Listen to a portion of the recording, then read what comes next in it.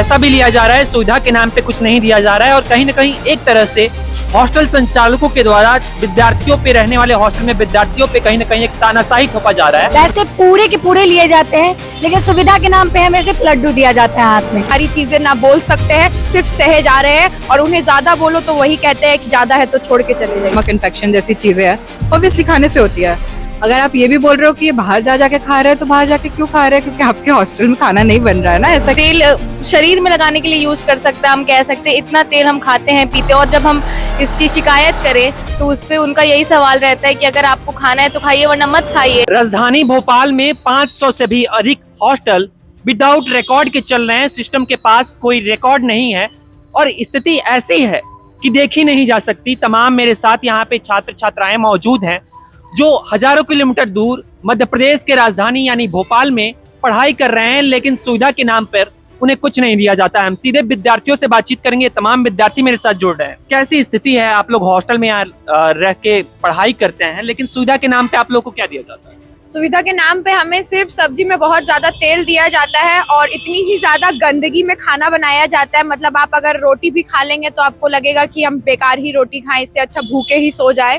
ये बहुत ही अनहाइजीनिक जगह है और इस सबसे बड़ी बात तो ये है कि इसको देखने के लिए कोई भी नहीं आता है और हम अपने घर परिवार से दूर रहने के बावजूद ये सारी चीजें ना बोल सकते हैं, सिर्फ सहे जा रहे हैं और उन्हें ज्यादा बोलो तो वही कहते हैं कि ज्यादा है तो छोड़ के चले जाइए। इस तरीके से गंदगी में खाना बनाते हैं लोग और फिर देखते हैं कि इतनी ज्यादा तेल है, दाल में भी अजीब अजीब सी चीज, और कितनी बार तो हमें कीड़ा, पिल्लू, सांप, सब वो चीज देख के और सब हमारे कंप्लेन ग्रुप में आता है, देखते हैं लोग और फिर बस देख के रह जाते हैं क्योंकि कुछ हम कर नहीं सकते। दूसरे दिन वो कहेंगे कि आज बहुत अच्छी खानी बनी है, खाकर देख लो।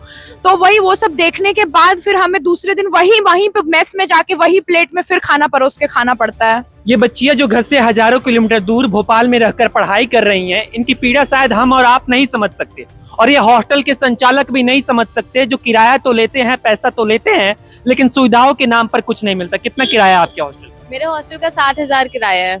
हम 7,000 देते हैं सिर्फ इतना ज्यादा तेल खाने के लिए, तेल पीने के लिए कह सकते हैं। मतलब सब्जी दाल में इतना तेल होता है, इतना तेल होता है कि इंसान उसको एक अलग से तेल शरीर में लगाने के लिए यूज कर सकता है, हम कह सकते हैं इतना तेल हम खाते हैं पीते हैं, और जब हम इसकी शिकायत करें तो उस पे उनका यही सवाल रहता है कि अगर आपको खाना है तो खाइए वरना मत खाइए, आप बाहर से मंगा के खा लीजिए। फिर इतना किराया लेने का कोई तात्पर्य बनता है? 7,000 किराया ले रहे हैं, लेकिन जब हाइजेनिक खाना ही नहीं मिलेगा तो बच्चे पढ़ाई कैसे करेंगे? वही मतलब यहाँ पर ये होता है कि कोई ओनर किसी का नहीं सुनता है। आप कोई भी ओनर, आप किसी भी हॉस्टल में रहिए, वो आपकी सुनेंगे ही नहीं। उनका है महीने में आपको पहले 5 तारीख तक में आपको उनका देना रहता है किराया, उसके बाद आप जैसे रहिए कैसे नहीं रहिए उनसे उनको कोई मतलब नहीं रहता है। कहाँ से हैं आप, मैं जान सकता हूँ? मैं बिहार से। बिहार से मध्य प्रदेश में आप पढ़ाई कर रही हैं, लेकिन सुविधा के नाम पर मध्य प्रदेश की राजधानी भोपाल में आपको क्या मिल रहा है हॉस्टल में? सबसे बड़ी बात है कि आपने बताया कि हम देखते भी हैं कि बहुत सारे हॉस्टल्स हैं यहाँ पे, सरकारी गवर्नमेंट हॉस्टल, उनका हालत बहुत गंदा है। तो सबको, जितने भी बच्चे आते हैं बाहर से, बिहार के मतलब मध्य प्रदेश के आसपास से जितने भी बच्चे आते हैं यहाँ पढ़ने के लिए, उनको बहुत दिक्कतें होती हैं यहाँ पे। वो प्राइवेट हॉस्टल लेते हैं और प्राइवेट हॉस्टल में पैसे तो हमसे लिए जाते हैं, पैसे पूरे के पूरे लिए जाते हैं, लेकिन सुविधा के नाम पे हमें सिर्फ लड्डू दिया जाता है हाथ में। सुविधा के नाम पे लड्डू दिया जाता है? जी बिल्कुल, हाइजीन नहीं रहता है, वॉशरूम गंदा रहता है, खाना इतना गंदा रहता है आप खा नहीं सकते हैं ना। तेल इतना ज्यादा रहता है कि बस 4 दिन के बाद सबको बीमार पड़ना है। हॉस्टल की सारी लड़कियां, एक भी लड़की आप ऐसा नहीं देखेंगे जिनकी तबीयत खराब नहीं होती।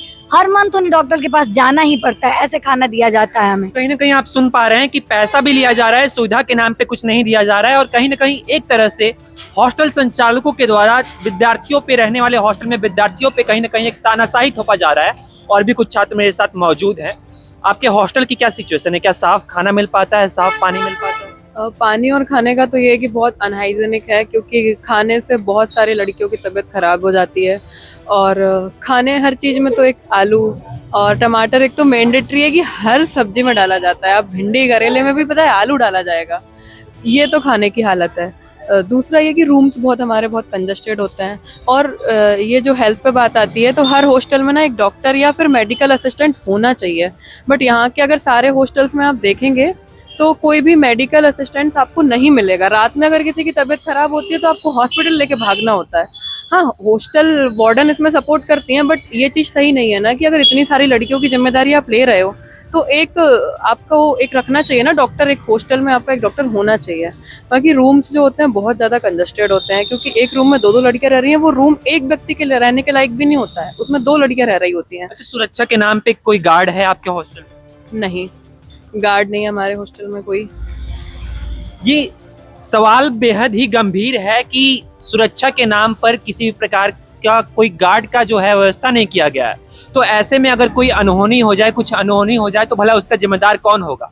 सिस्टम के पास कोई रिकॉर्ड नहीं है कि शहर में कितने जो है हॉस्टल संचालित किए जा रहे हैं। तो ऐसे में कोई भी बड़ी जो घटना है वो सामने आ सकती है। हाल ही में आपने VIT यूनिवर्सिटी की दशा देखी कि शायद सुनने में आया है, कुछ रिपोर्ट्स ऐसे बता रहे हैं कि 2 से 3 विद्यार्थियों की वहां पे मौत हो गई थी बीमारी के कारण, खराब खाना मिलने के कारण। कैसी दशा है हॉस्टल?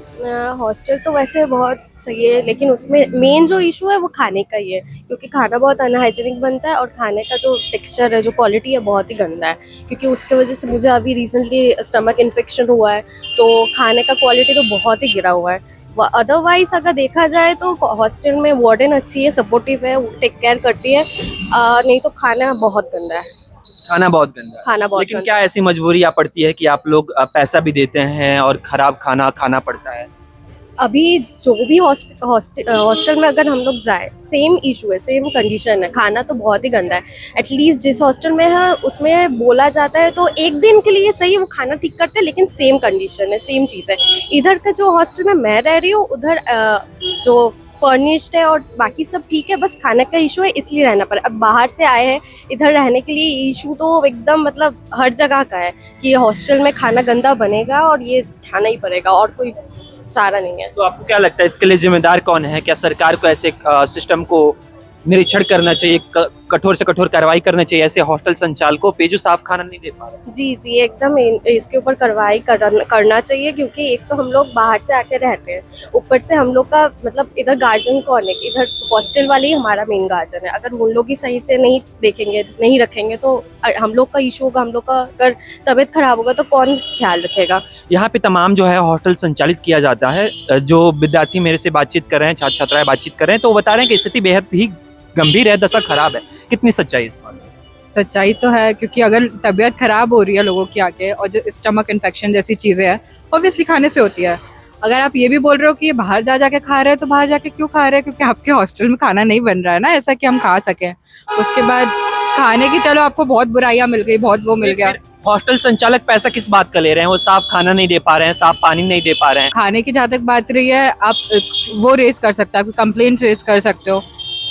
1 दिन 2 दिन सुधारेंगे, अच्छे से बनाएंगे, धीरे से बनाएंगे, अच्छे से जो भी है, पर at the end ultimately it will go, everything will go to waste. ठीक है, खाना भी वेस्ट हो रहा है अगर हम नहीं खा रहे हैं, तो उसका कोई वो नहीं है। फिर क्यों नहीं खा रहे हैं वो सुनने के बाद वो ये होता है कि इसने ऐसा नहीं किया, उसने ऐसा नहीं किया, एक दूसरे के काम पे ब्लेम जाता है। अकाउंटेबिलिटी, रिस्पॉन्सिबिलिटी लेने के लिए कोई है नहीं। अब जरा कल्पना कीजिए कि राजधानी भोपाल की ये स्थिति है, तो अन्य शहरों की क्या स्थिति होगी?